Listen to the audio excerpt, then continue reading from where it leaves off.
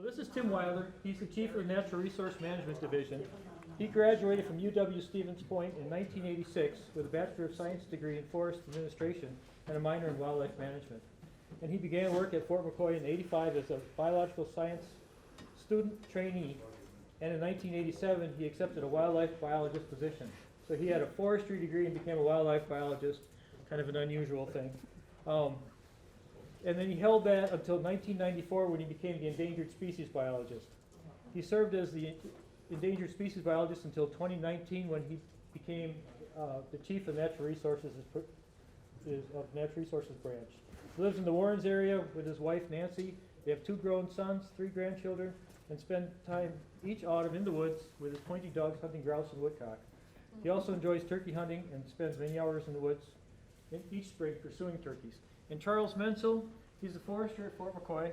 He began his career in 1987 as a junior fellowship trainee student right out of high school. So he's been working with the federal government since high school, just out of high school. He worked summers and school breaks until he graduated from UW-Stevens Point in 1991 with a Bachelor of Science in Natural Resource Management and a minor in forestry. In the spring of '92, he accepted the position of forestry technician, and except for a 22-month temporary promotion as forester, he worked as the forestry technician for 28 years, waiting for me to retire. And then he accepted the forester position in April of 2020. Funny, I retired that same month. Correct. And he was just waiting. I never would go deer hunting with him in the last days. Charles lives with his wife outside of Sparta, and between them have 4 adult children and 2 grandkids. In his spare time, he could be found hunting, fishing, gardening, or riding his motorcycle. So please welcome Charles and Tim. Thank you. A couple things there Jim mentioned too. You retired in 2019, right? No, 2012. About the same time I became chief though, and that's one of the reasons why I didn't become chief earlier, because I didn't want to have to deal with him as an employee. See, so, no, I actually started 2 weeks after him, back in February of 1985, I think it was. So worked my whole career with Jim. We had offices normally right next to each other for much of that time. And Charlie, again, started in '87, right? So both of us are, much more of our careers are behind us than what's left in front of us, that's for sure. So we've got, I think, 50-something slides here today.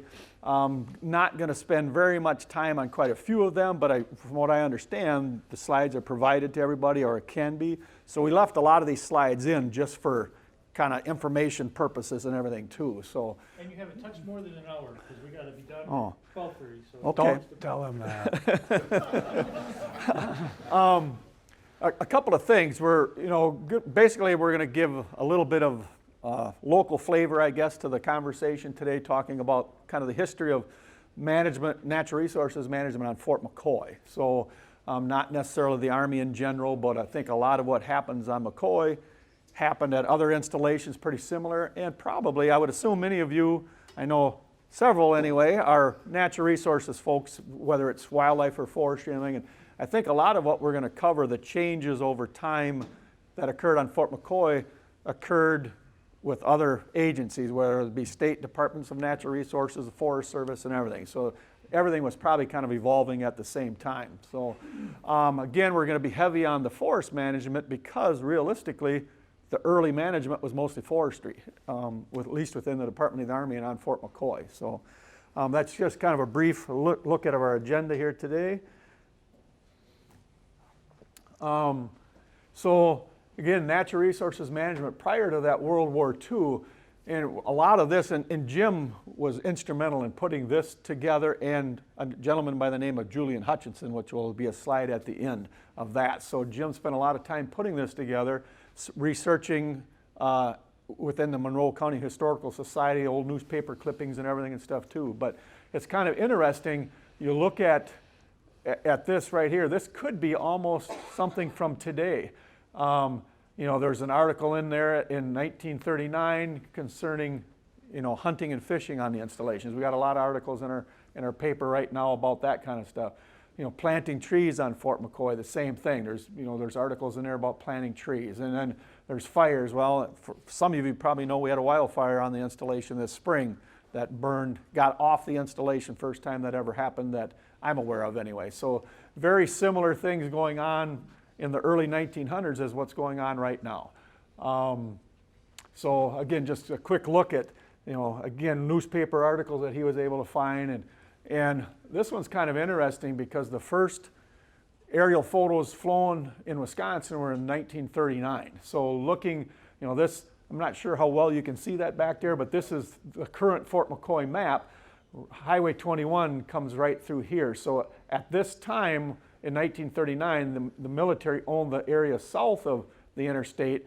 The current cantonment area or building area is located right here. So all of this wasn't military land at the time, but you can see from them old aerial photos, there were still fires on the landscape, whether it was from farming practices or whatever, and there was some down here on the military landscape too. But again, they used a lot of explosives in their training, didn't have near as good of fire breaks and that type of stuff at the time. So it was a big concern back then. I think this one is kind of interesting too.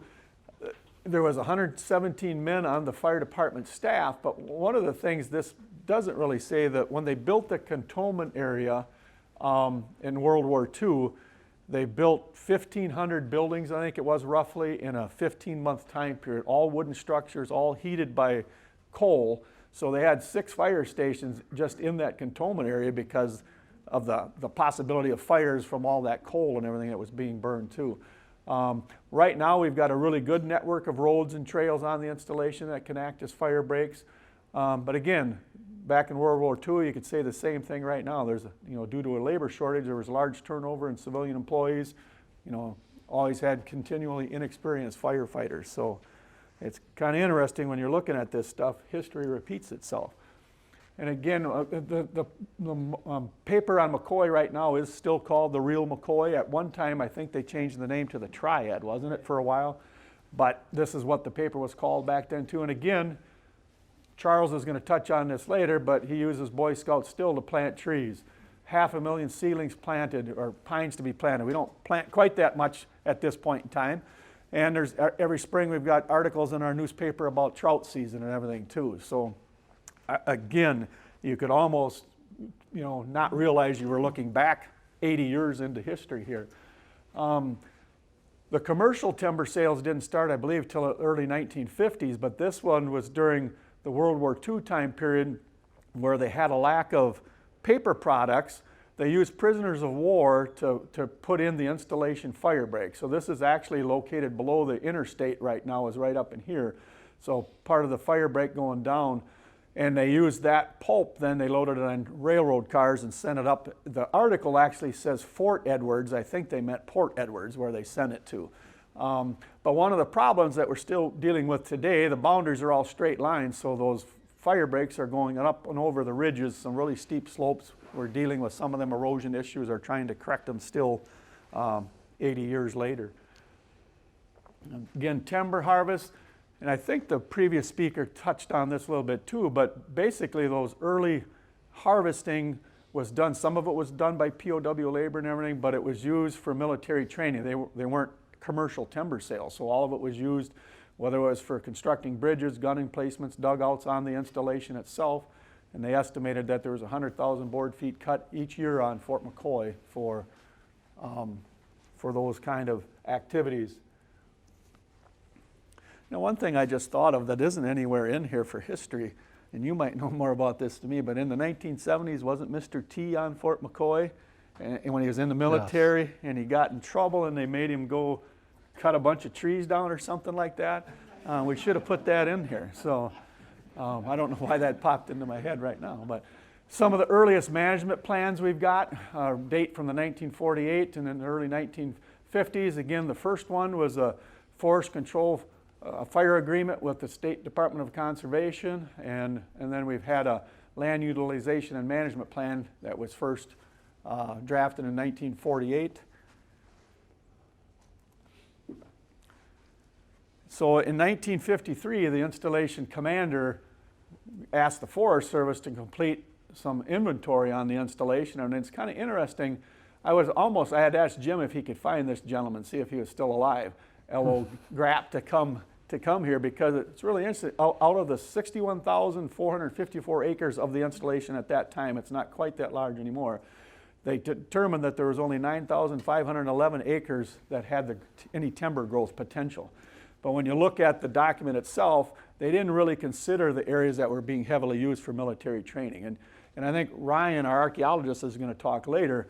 In the early 1900s and and a little bit beyond, you look at some of them old photos, the majority of McCoy wasn't forested like it is now. It was a much more open landscape. And Charlie's going to kind of touch on that later too, on the growth of the forest over the time. So, but again, so only 9,511 acres had any potential for forestry growth, is what they thought at the time. So then you're looking at, that 1954, there's a supplement to that land management plan. They had broken down the installation into forest inventory compartments, and I think they've got 10 on there, and right now we're at 90 something. I think, right? 95 compartments. And I think he's got a map later on that'll compare the two and everything too. So, but it was just able to help streamline forest management at the time. So then in 1963, they came out with the first technical manual, and where a lot of the regulations that we'll be talking about too gave all the requirements you had to follow. The technical manuals kind of gave the, how do you get the job done, basically. And we don't know if they listed them in order of importance. We always do that now, so I assume that's what they were doing then. And one of the first thing they had written down was protecting real estate investments, and that, from depreciation, exploitation, and depletion. The military mission was actually facilitating that was actually second. So then we can jump ahead again. The next technical manual that came out was in 1981. And that one, a little bit different order in things, but you can start seeing too, in the second one, it's provide an optimum sustained production of forest products, but you get down in here and it starts mentioning cultural resources. The fourth one is develop and maintain wildlife habitat and a concept for normal forest management principles. So there's a few different things in that 18-year period that, you can see the difference in the thought process and what was important. So again, some of those changes, there's more emphasis on forest products and sustained yield, the concern for cultural resources, threatened and endangered species, and then, increased concerns for safety. And Jim found these pictures again too. It's pretty interesting. And again, the Sykes Act is probably the most important legislation passed. It provided for the Department of the Interior, basically Fish and Wildlife Service, and then state agencies to help cooperate in the managing of the wildlife and natural resources on military installations. And it required the development of an integrated natural resources management plan. And I don't remember the exact year, but when we were first going to draft ours, we decided that we were going to try to do it with like a contractor, and Jim worked with them quite a bit, and it just didn't work out. So Jim was the main author of our first integrated natural resources management plan. Was it in 2000? And just last year, we ended up doing a major revision that, because Jim took the bull by the horns to start with on the integrated natural resources plan, it's kind of stayed in the forestry area. So now Charlie was responsible for doing a major rewrite. And again, we coordinate all of that with the Fish and Wildlife Service. They're actually signatories on the plan. And now this year, right now, he's working on, we've got to do an annual review every year. So he's trying to get that finalized where the commander has to review and sign it every year. So that's still an ongoing process on the installation. But one of the big things it allowed for was this access by the public when it was compatible for military training, be that for fishing, hunting, whatever. The military or civilians were granted access to these installations. So, so then that first management plan that dealt with forestry mainly was AR 420-74, and that was first established in actually 1955, and it required a woodland management supplement to the land management plan if you had more than 100 acres of productive timberland on the installation, which we definitely had. And then kind of flipping into the wildlife side, things started a little bit later there, but we had, because of that Sykes Act, we had the first cooperative plan was approved in April of 1963, so not long after the Sykes Act came into being. Our first fish and wildlife management plan on the installation was from March 1969, and I don't even think, we don't have a copy of that anywhere. We've got quite a few copies of this 1976 plan. So, And the gentleman that hired me on Fort McCoy started working there in 1978. So this plan was done just before he arrived on the installation. So, and again, the Army likes to change things. So they ended up that AR 200, what used to be 420-74 changed into AR 200-3, and there's now more emphasis on urban forestry, natural resources law enforcement, and then it expanded threatened and endangered species. There's some guidance on that too. So again, you can see slowly the changes over time. And then they took AR 200-3 and morphed it into AR 200-1. So now it became, this was a little bit later in 1978, actually in 2007 this happened. So now this is our current regulation still at this time is AR 200-1, where it has not only the natural resources side in this document, but the compliance from underground storage tanks and all that kind of stuff is in there too. It actually, though, really reduced down the amount of natural resources information that was in there. Right now, they're in the process, and it's been going on for several years, trying to update this reg. It'll still be AR 200-1, but it's stuck with the attorneys right now, so I'm not sure when the new one's going to be printed and what changes it'll have in it. So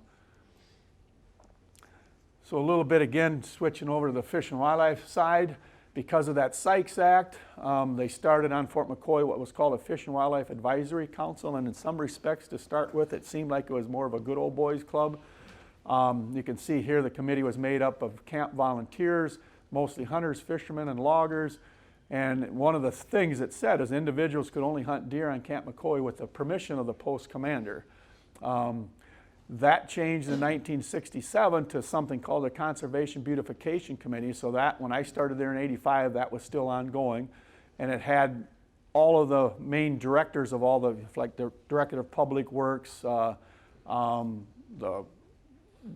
Director of Emergency Services or Provost Marshal's office, the folks from the training side of the house, the directors were all involved with that, plus some other members and everything too. And they basically talked about, if you were going to make a change to the hunting or fishing regulations, it got discussed at this meeting. If you wanted to change the cost of your permits and that kind of stuff, it all went through that committee. Then in the early 2000s, it switched into this Environmental Quality Control Committee. Right now, we don't really have that. We don't utilize any committee like that on Fort McCoy right now. And some of the Fish and Wildlife program, again, some of the big things, and the first biologist was hired in 1972, and the gentleman that hired me, Kim Mello, was hired there in 1978. This gentleman is Julian Hutchinson. He was the first forester on the installation, and Charlie's going to get into that in a little bit too, when he was hired and how the forestry program kind of morphed over time. And interesting enough too, I don't know, does anybody, you might know him, do you remember Paul Thompson at all? He was the first warden on Fort McCoy, was Paul Thompson in 1973. He became the DNR warden for Monroe County for many years. I think he lived out, or was based out of Sparta at the time.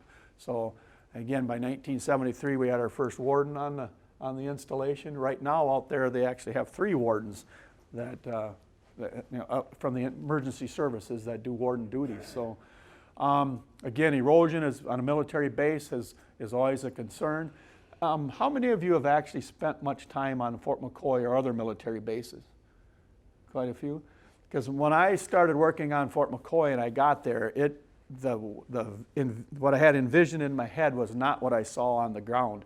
I expected to see a really highly disturbed landscape, and there are areas out there that are that way.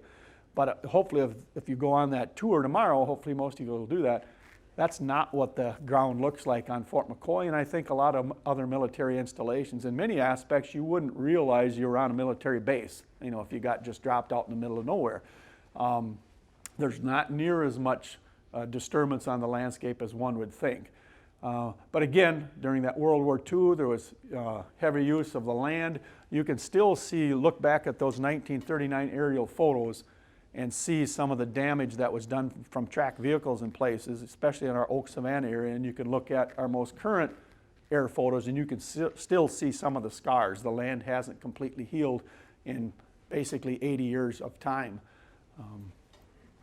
So because of that, and it wasn't just an issue on Fort McCoy, but an issue for the Department of Defense in total, in 1988, they started what was called a Training Area Recovery Plan, and that was started on Fort McCoy then too, where basically they would rest and rehabilitate the land as needed, revegetate and everything. So they'd put signs up, and the soldiers couldn't train in an area maybe for as short as maybe a few months to get stuff to revegetate, or maybe a year or more, until the land was rehabilitated enough that they could go back in and train on it. And we still have a program similar to that today. It's just changed its name. It's the Integrated Training Area Management Program. And with that, you're taking over on this slide.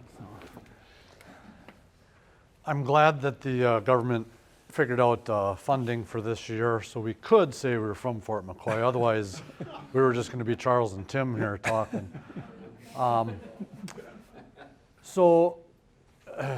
Tim did very good. Thank you for that first part. So the timber sale program, again, before 42, could not sell any timber. They didn't give it away, but they cleared the fire breaks and were able to load rail cars and get paid, but that was not a timber sale. The POWs did that, as he had brought up. But then we started to, in the 50s, start to do actual timber sale, and the first one is what has now become the North Impact area.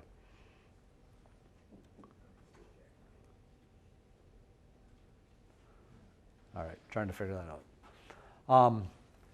So at the beginning of selling timber, all the funds went into the Treasury program, U.S. Treasury, and they could use that money for whatever the government deemed they wanted to.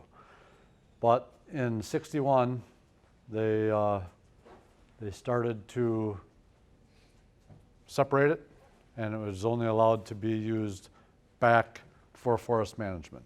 So it protected the income, not being able to have a new range built or a building built.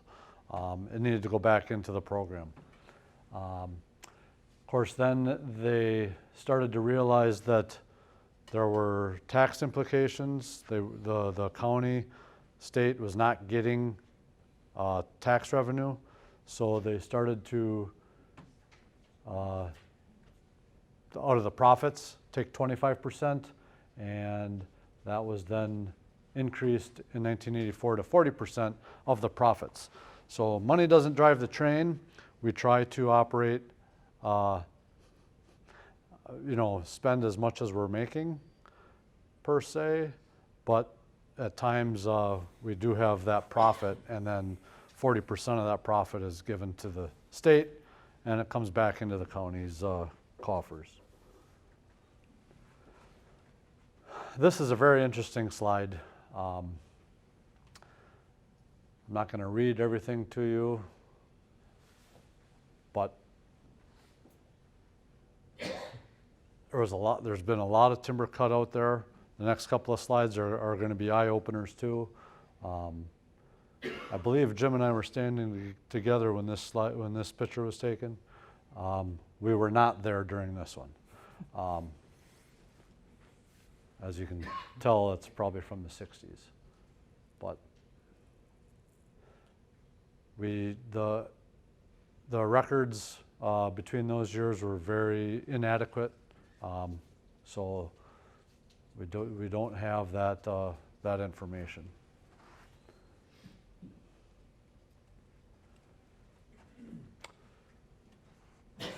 So at the beginning, okay, back in the 50s, the Wisconsin Conservation Department was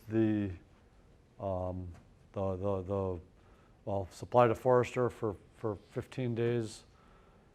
Then in the 60s, as they started hiring staff, it was done in-house. The Army Corps of Engineers administered the sales, first in Chicago, then the Omaha District. When I came on, the Omaha District was doing it, and just right after Jim left, I'm dealing with the Omaha district just like we always have. We're about to have a bid opening, and they said, hey, we need to have a conference call. And I got told we're switching districts to Seattle. And that 2-hour time difference sure does screw things up. We overlap for about 5 hours a day, and it makes things interesting to be able to converse. But don't ask me why Seattle is taking care of ours, but that's the way it works.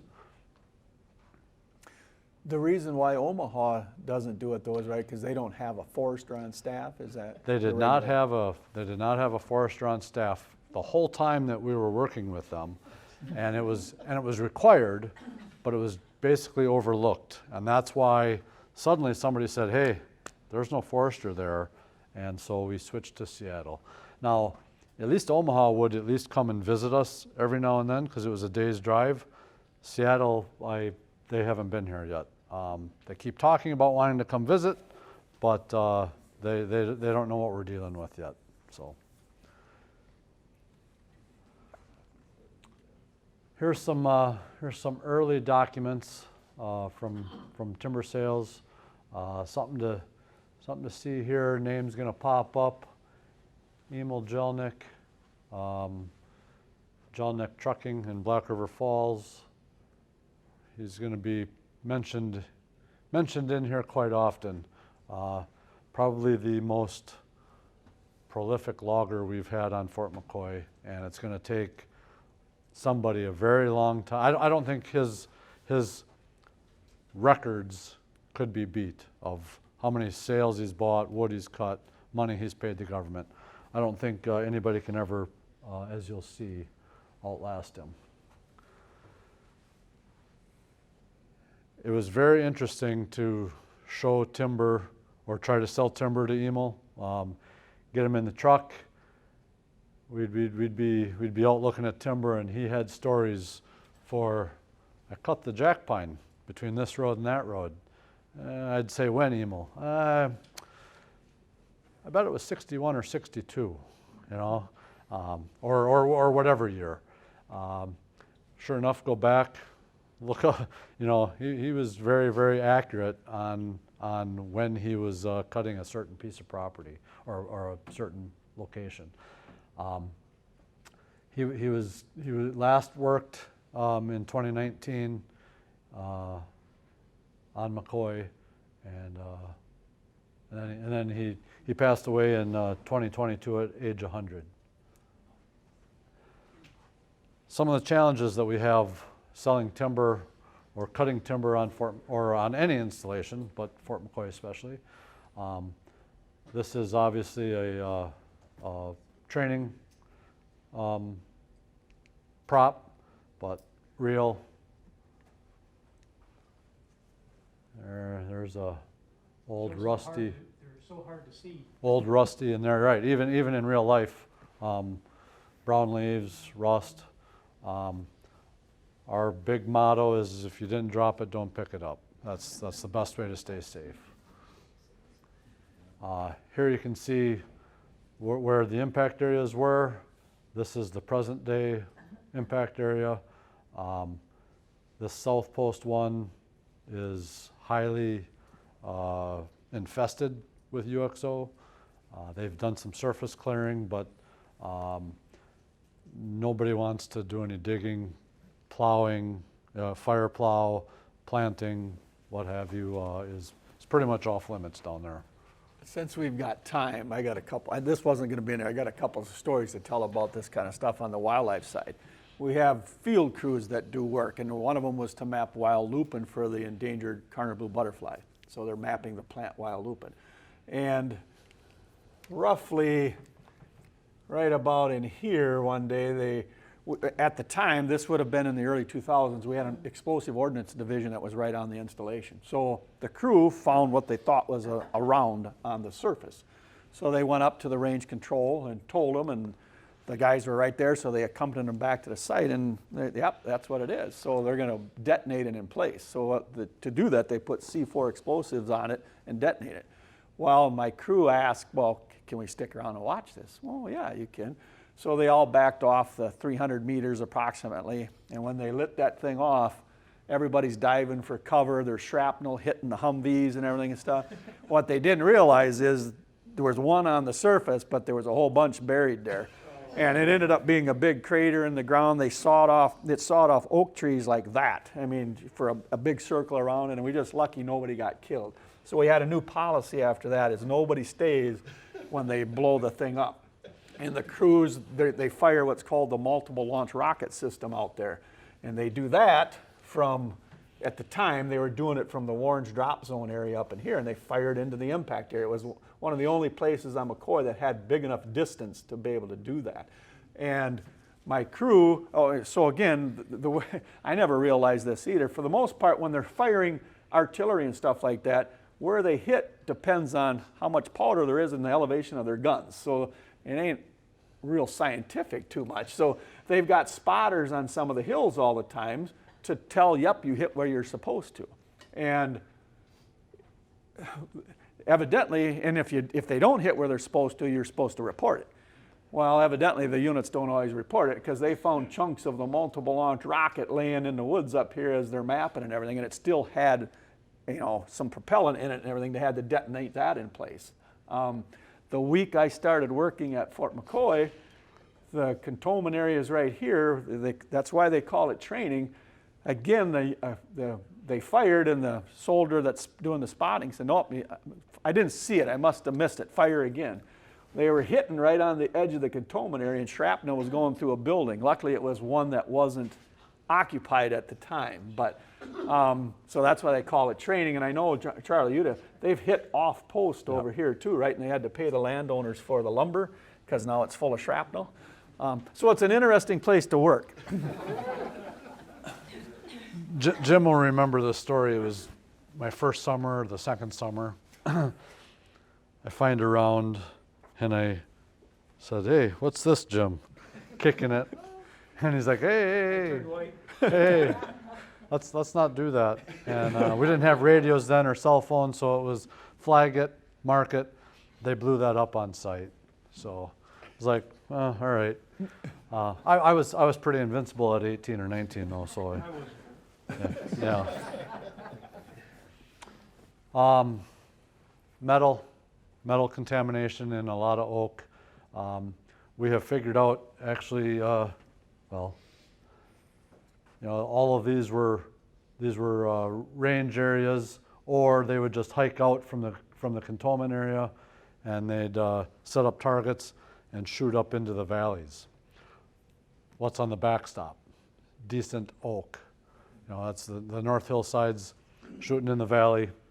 So then we start cutting into some of that oak, and we're running into metal.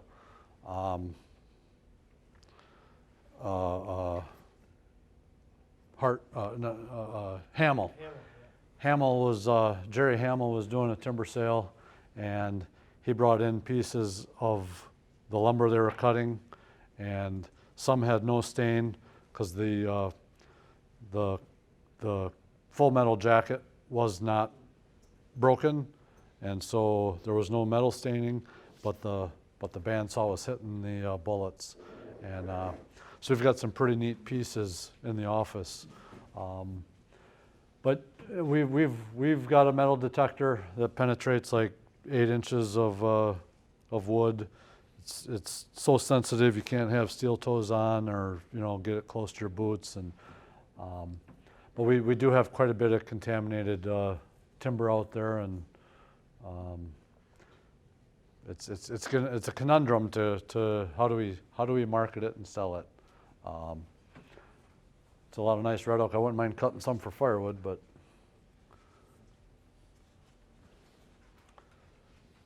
so we work very closely with the trainers. They like to have open, so we plant less and less now because of that. But they also, well, it's our duty or our job as a forester to give them all aspects of forest, from thick young to thick old, to semi-open, but we need to keep the large trees for concealment and cover. They really like to have canopy. It gets hot, they want to be in the shade. They don't like the slash afterwards, so we've got some heavy duty shredders. That's been changing the landscape.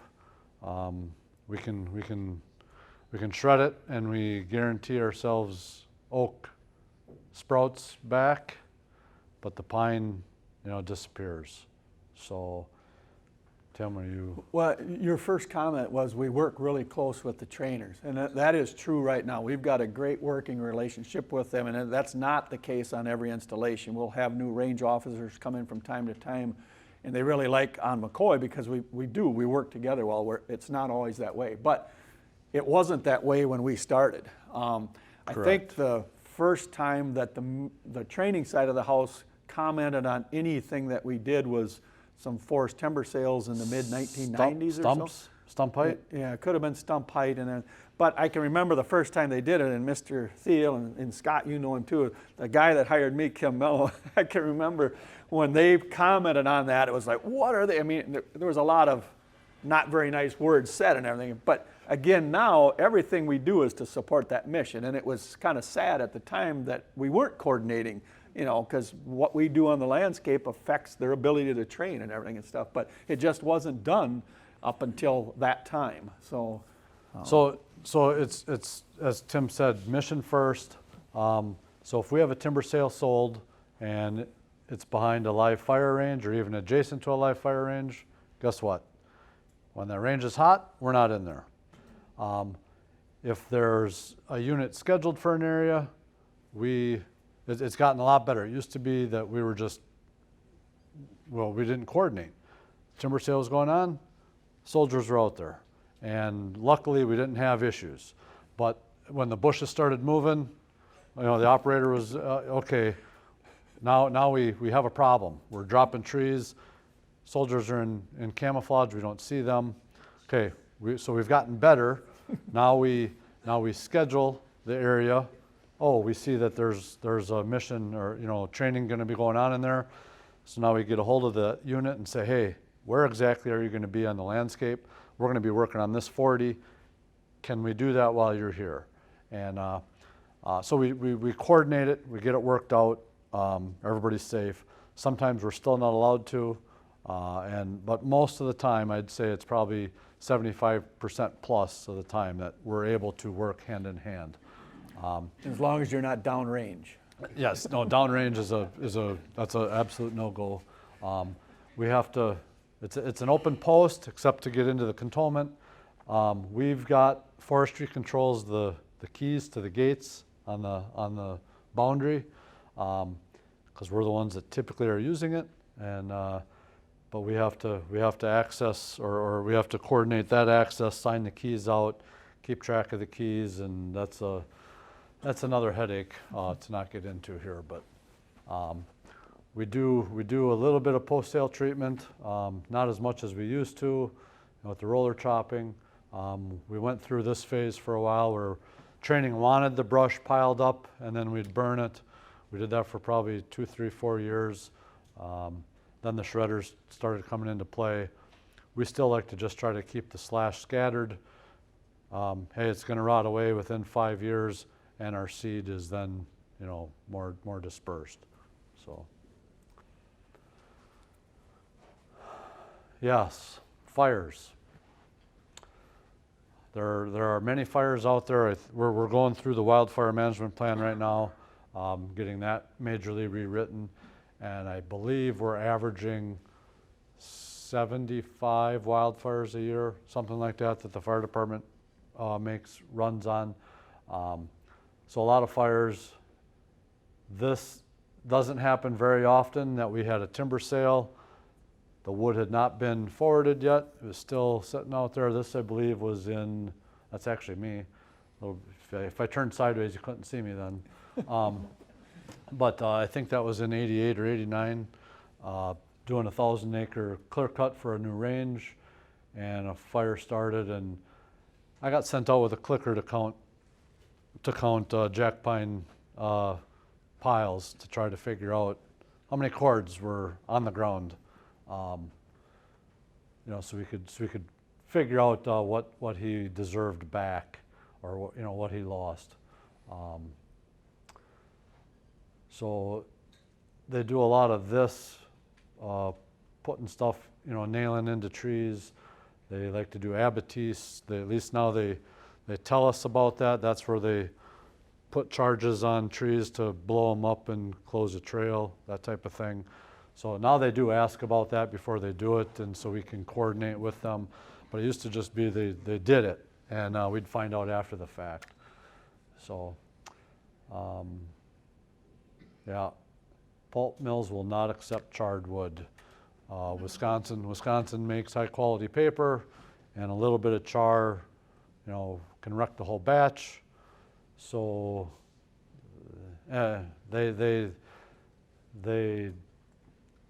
we come clean. We tell them, hey, we do have some fire on this area, and we try to delineate it on the map so they know.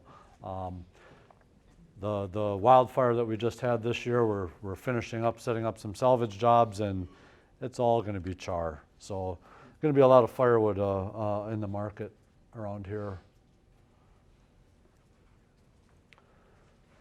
All right, forest inventory. So started in '53, so we've got 70 years of records. Try to do it every 10 years. Yeah, we're doing 10%, so we're doing 4,000 to 5,000 acres a year. The post is 60,000 acres. We manage 46,000 of timbered property. So I guess we want to do 4,600, but we're behind again. It's ebbs and flows on that. Jack Voller, he was the forester when I started in '87, before Jim took over when he left in '88 or '89. But he was way ahead of his time. So we had a computer program. I think it was one of the first computers on McCoy for that. So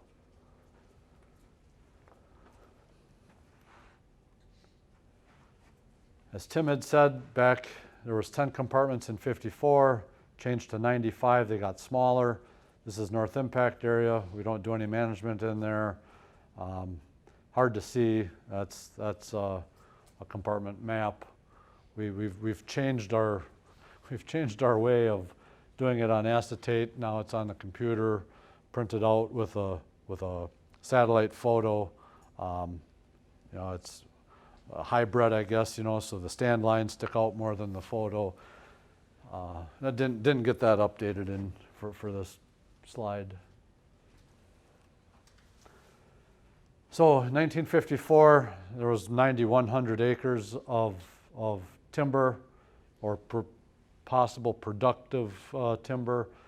We now have 46,000 acres of timber. So it is really interesting looking at the old photos, how open it was. And as you all know, succession, stop plowing that field, it becomes jack pine, it becomes oak, whatever is encroaching in. So we have a lot more timber than we did 70 years ago. Obviously, it just makes sense. I'm not telling you anything that you don't already understand. As I said, we've cut a lot of timber off of there, but this just really stands out to see those numbers, to see what we took off of there, but yet 68 million more board feet. It's pretty impressive.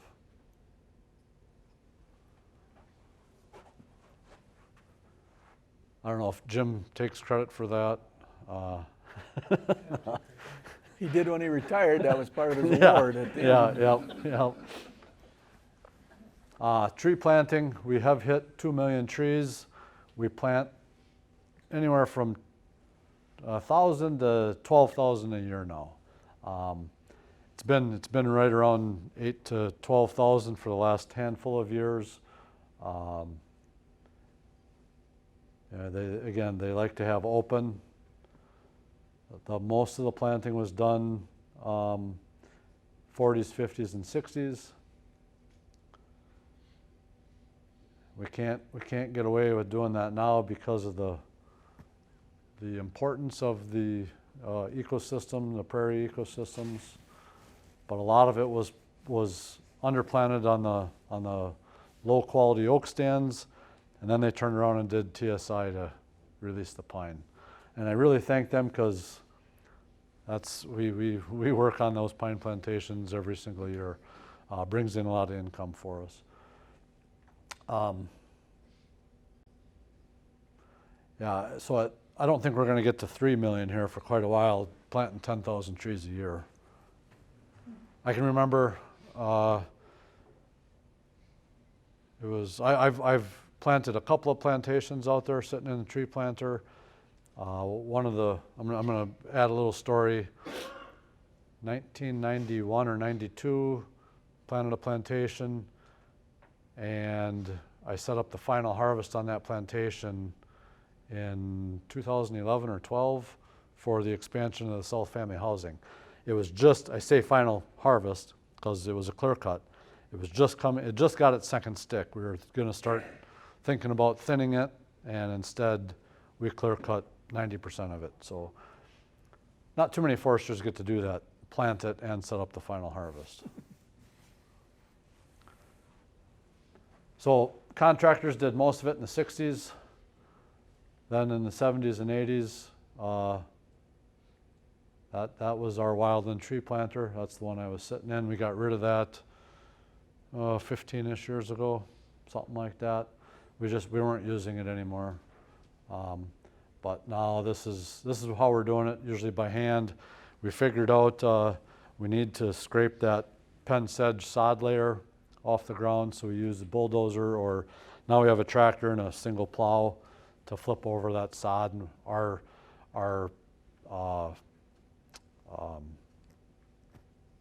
survival rate went from probably 30%, no matter who was planting, to about 80 or 90.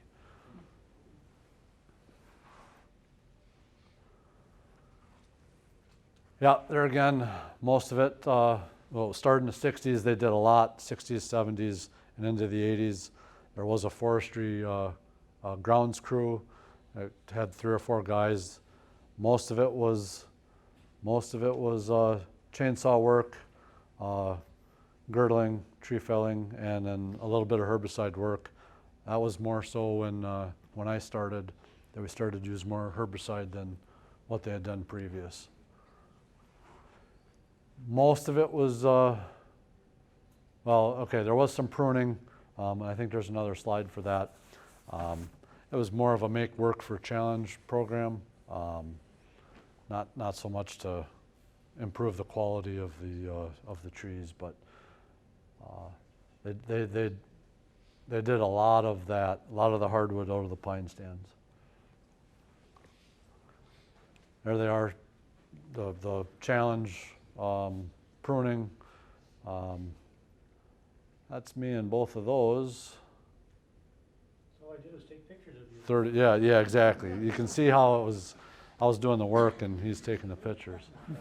So doing some herbicide and girdling. Urban forestry. So you saw on the one slide that Tim had, when it came to the forefront back, that was right about, I think it said 95, but so maybe we were ahead of the game. That was done by contract. The work was always done in-house, but then that got contracted out in 98. We've been a Tree City Award winner, if you will, since 1989, and every year we have a Arbor Day ceremony with the Child Development Center. This last year we planted about 400 red pine on a field. So we have, I think the last number was we're about 9,500 trees in our database. Our urban tree consists of, if it's mowed around, so it includes campground, cantonment area, and the airport, which there aren't very many trees at the airport, but we seem to have more removals than plantings. You know, the trees that are originally on the landscape were worked around in the 40s. We've got some jack pine that are 100 years old, so guess what happens to those? They die. So we're a lot of the trees we're removing are jack pine, and the oak's just finally saying, I'm done growing. So about 60 trees at the moment. It's not planned to be in perpetuity. Planned for us to get some trees, planted near those to replace them, and we'll end up phasing that out eventually. Had more storms than I care to deal with in 30 years. The storm of '98 sticks out. We hire a certified arborist to do the more technical prunings, and we actually don't do any shrub planting anymore. We're getting out of the shrub business. If there's a problem with the shrub, we're removing it.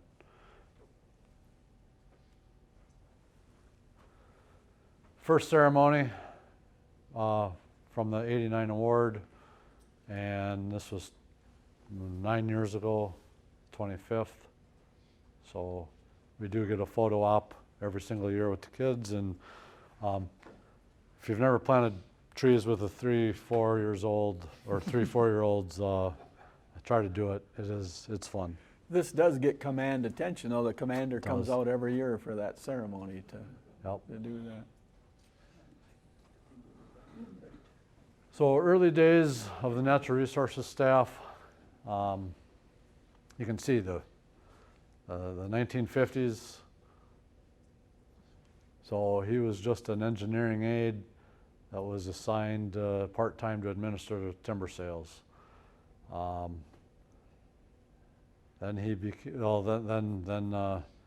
A.J. Schwantz became the forester, or was part-time, and in '63 was hired full-time as the forester. So they started thinking, we need to have somebody focused on that if we're going to start selling timber. Hutch came on board in '66 with an actual degree, and then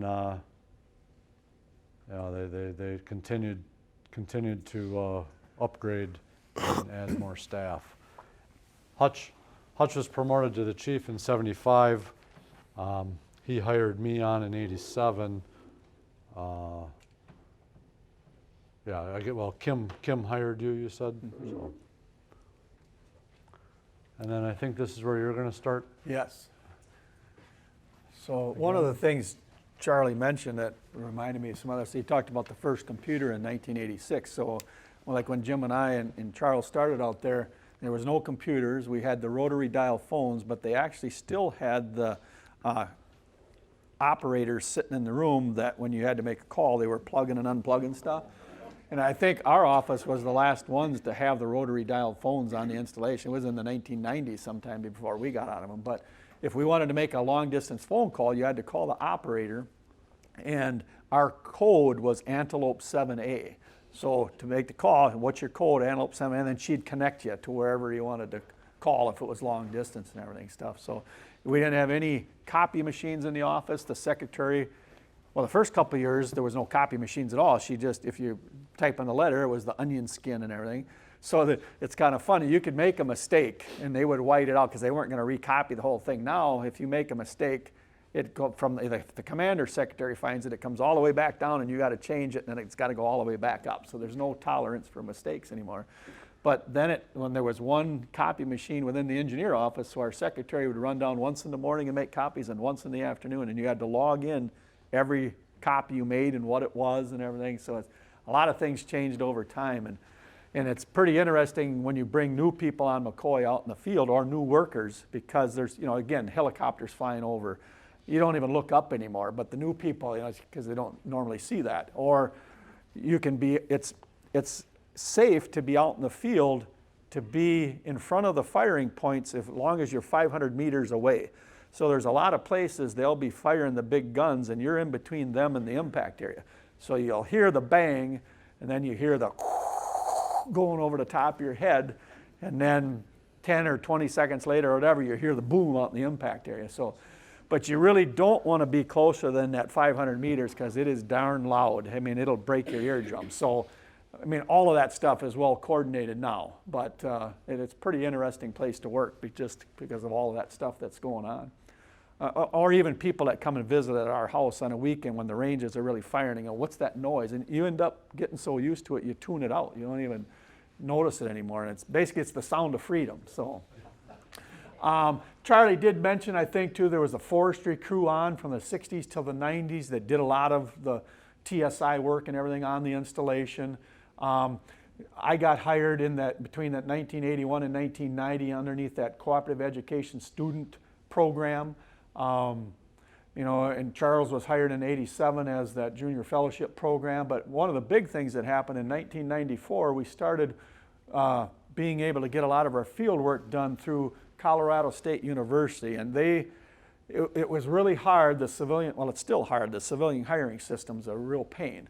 And to hire temporary folks to do summer work for natural resources was not only a problem on McCoy, but it was a problem, Department of Defense wide. So they went to Colorado State University, and it's still there right now. It's the Center for Ecological Management of Military Lands. They set up a department that they would send workers to basically installation. So at the time, originally, we had to get money to them. It was funneled through the Forest Service. We could get money to the Forest Service, and then they had a way to get the money to the Colorado State University to hire them to do. So they're doing wildlife work for us, fisheries work, not too much on the forestry side, and I'll touch on that in a little bit, though we have had some of that work done and everything too. But basically, we've worked with them since 1994. And on our end, it works really nice because there's not a contract in place between us and Colorado State. The contract right now is between Colorado State and the Corps of Engineers, who manages it and everything. So we can work with these folks. And we've been lucky enough, a lot of the staff for those right now have been working for Colorado State for 15 or 20 years too on the installation. So they do really good work for us, and it's an easy way to get that kind of temporary work to do natural resources work out on the landscape. But the problem was when we sent money to the Forest Service, they would take like 20% off the top and everything. Now it's a lot more affordable and everything. So, but basically this is our current organization for the Directorate of Public Works. There's the director, there's an environmental chief, and then we've got two branches, the compliance branch, and I'm the head of the natural resources branch. And we've got an archaeologist on staff who's going to be talking after lunch. We've got a fisheries biologist that does the fisheries work and surface water quality. The wildlife biologist also handles pest management, not as the COR, but he's the integrated pest management coordinator on the installation. So he deals with contracted staff that works with pest management also. We've got a natural resources specialist. This position has been vacant. The young lady is going to start in that position November 6th. I'm going to come on. The threatened and endangered species biologist also oversees the invasive species program. And Charles' program is forestry and urban forestry and prescribed burning, and he's got that INRIMP, which is a major document to develop.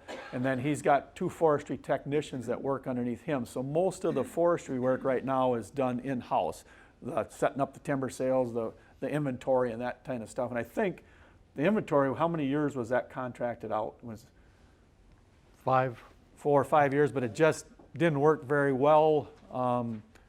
What were all the reasons for that we went back to doing it in-house? Better control. Yeah, and then the last contractor we hired didn't know what he was doing. Yep. He just didn't know. I mean, it was. Yeah. Yeah, so we try to avoid contracts at almost all costs. It's a real pain.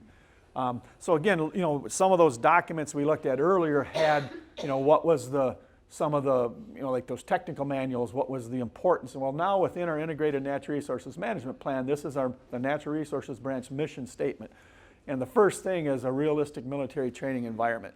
So basically, I've got 2 new employees coming on. There's a forestry tech going to start November 6th too, and this natural resources specialist. So in their position descriptions, basically everything that's in there has to somehow support military training. If we're not supporting military training, I mean, that's the reason we're there. So it can still be, it's all natural resources work, but there's got to be a tie into that military training.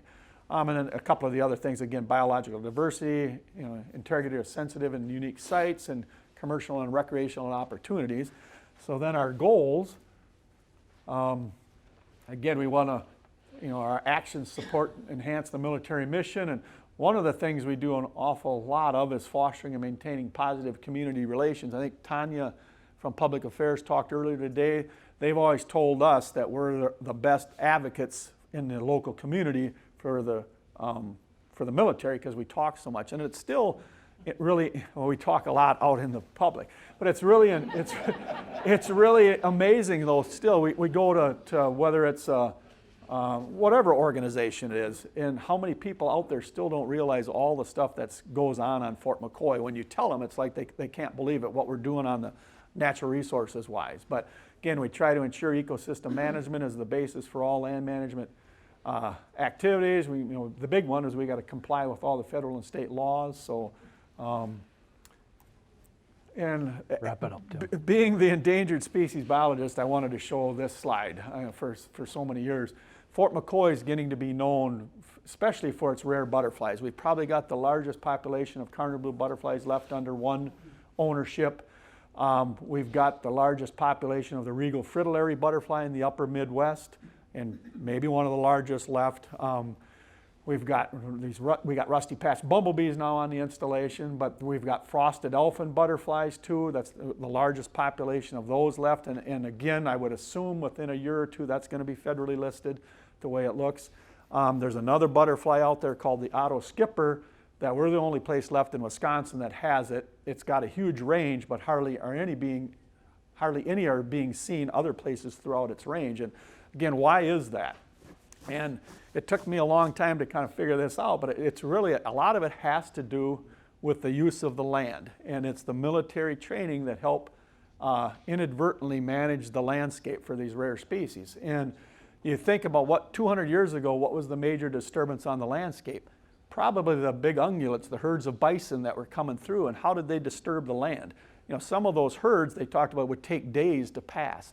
They've got the wallows and everything, and they trample the vegetation down, but they move through and they're gone. What does the military training do?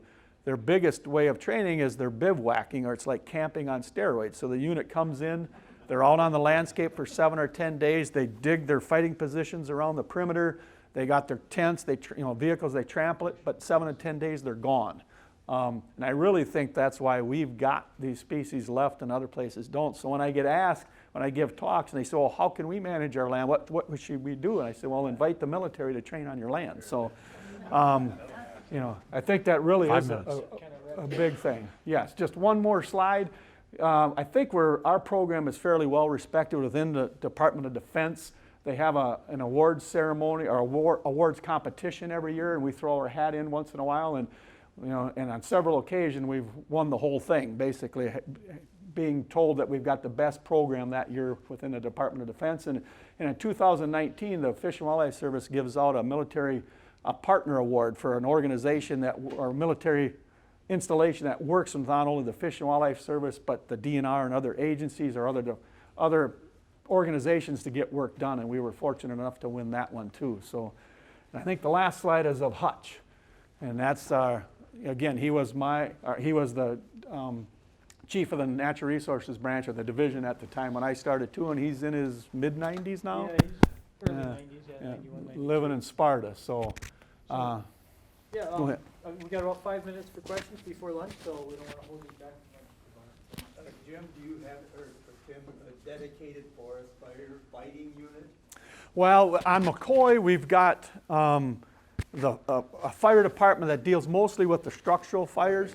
The Natural Resources branch is in charge of the prescribed fires, but we actually work together on the installation. The fire department is actually in charge of all fires on Fort McCoy, but Charlie's our burn boss. and they don't have anybody that's burn boss capable, but they've got far more equipment than we do. So we work together in that Colorado State University. They have folks that are trained now. You know, the military is just trying to catch up with NWCG standards and everything and stuff too. So we're just getting into all the task books and everything now. We're talking right now, but possibly having an interagency agreement with the Forest Service too, where they would come down for a 10-day period every spring and help us conduct burns, because they've got multiple fire bosses. Like if Charlie's going to be on leave, we ain't doing a burn. You know, anything where they could come down with folks. But again, everything costs money. But We don't have any tractor plow units or anything like that? The fire the department. fire does. department does. We do not. Yeah. Yep. Yeah. One of them. How do you deal with firefighting in a live, So, unexploded ordnance environment? so when they go out, if it's on a range, they put the range in check fire, talking to the fire desk, and they'll stop the shooting. They'll assess, do they need to actively fight this fire, or is it contained? You know, we've got fire breaks around the ranges, or they'll just monitor and they'll keep shooting, or they'll go down and put it out. But we like to burn it out. If we haven't already done so in the spring, we try to burn around all the ranges or downrange so the fires don't start. But they'll try to either just monitor it or put it out or burn it out, and then let them get back shooting again. Yeah, we try to burn that impact area every year from the perimeter, so they're not going inside the impact area to burn it per se. They light it from the edge and let it burn in and everything, at least to try to get a blackened area as a buffer on the outside. But on a dry spring, it'll burn the majority of it too. So. A comment about your last goal about the community relations. It's good on your harvest for loggers and mills in that area, but it's not good for small landowners that are trying to sell a product on their land, because the market's been saturated. It's not just McCoy, it's county, state, federal, any of the large timber sales are kind of, the loggers are gonna go there. They set up and they work for weeks. And so there is a element of the community there that does not benefit. Yeah, one advantage we've got too is, you know, if you want to talk about it, it's the road bans and why they want to harvest on McCoy. With the two state highways, we're very active or busy in the spring, putting on road ban wood. Although we do get pretty busy in the fall right now, we're starting to ramp up. We've got one active sale, and I expect more, through the winter too. But in the spring, yeah, that's our advantage with the state highways. And society is trying to go paperless. So we just had, this was a couple of months ago, from the commanding general come down talking about don't send hard copies out to anybody if you can help it, and blah, blah, blah. And I responded back trying to get it up the chain. I said, yeah, how are we, in the future, how are we supposed to manage the landscape then? Are we going to end up paying people? Because we're here, our lumber is used to make paper, and everything. And so I always want to put on the bottom of my emails, so print 3 copies even if you don't need one, because it's renewable. I mean, to me, that's just stupid. Rare species, a lot of these rare species we have, early successional, you need to harvest on the landscape. So how are we going to do that in the future? And I tried to get that relayed back up the chain, and there was some interest, but the general hasn't called me back yet, so I don't know. We're probably going to have to cut it off now. We will be around. We'll be around lunch and this afternoon. So. Okay, well, thank you.